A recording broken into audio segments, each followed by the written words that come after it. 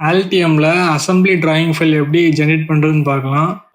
ப்ராஜெக்டை right click பண்ணிவிட்டு add new to ப்ராஜெக்டில் டிராஃப்ட்ஸ்மேன் டாக்குமெண்ட் இதை ஒன்று க்ரியேட் பண்ணிக்கோங்க.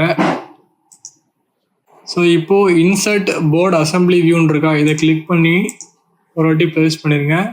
அகெயின் ஒரு வாட்டி கிளிக் பண்ணி ப்ளேஸ் பண்ணிவிட்டு ஸோ இந்த செகண்டாக ஒன்று இருக்கா, இதை கிளிக் பண்ணி இந்த பாட்டமுக்கு நம்ம சேஞ்ச் பண்ணணும்.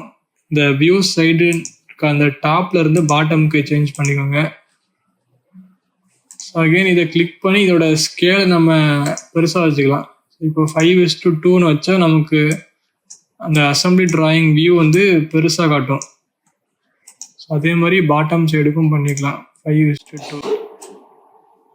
ஸோ இப்போ உங்களுக்கு அந்த டெசிக்னேட்டர்ஸ் வந்து கிளியராக வேணும் அப்படின்னு நினச்சிங்கன்னா ஃபஸ்ட்டு ஒன்று கிளிக் பண்ணி அப்படியே கீழே ஸ்க்ரோல் பண்ணுங்கள். இதில் காம்பனண்ட் பாடின்னு இருக்கா, இதில் வந்து பவுண்டிங் பாக்ஸ்ன்னு இருக்கும். ஸோ இதை கிளிக் பண்ணிட்டீங்கன்னா உங்களுக்கு டெசிக்னேட்டர்ஸ் எல்லாமே கிளியராக இருக்கும். இதே மாதிரி பாட்டமுக்கும் பண்ணிப்போம். ஸோ இது வந்து அசெம்பிளி டிராயிங் வியூ.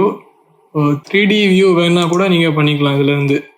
ஸோ இதில் போர்டு ரியலிஸ்டிக் வியூன்னு இருக்கா, இதை கிளிக் பண்ணி ஸோ நீங்கள் 3D வியூ கூட அசெம்பிளி டிராயிங்லேருந்து ப்ளேஸ் பண்ணிக்கலாம். ஸோ இது மாதிரி இதில் நிறைய வியூஸ் இருக்குது, போர்டு செக்ஷன் வியூ. ஸோ இன்னொரு ஷீட் இதே மாதிரி க்ரியேட் பண்ணணும்னா ஷீட்டை ரைட் கிளிக் பண்ணி ஆட் நியூ ஷீட் இது கொடுத்துங்க. ஸோ இப்போ இந்த ஷீட்டில் நம்ம வேறு ஏதாச்சும் கூட ப்ளேஸ் பண்ணலாம். லேயர் ஸ்டாக், தென் வயாவுடைய டைப் நம்ம என்ன யூஸ் பண்ணியிருக்கிறோம். ஸோ இந்த 3D வியூவும் நீங்கள் பெருசாக வைக்கணும்னா இந்த மாதிரி அதை ஹோல்ட் பண்ணிவிட்டு அப்படியே ஜூம் பண்ணால் போதும், பெருசாகிடும்.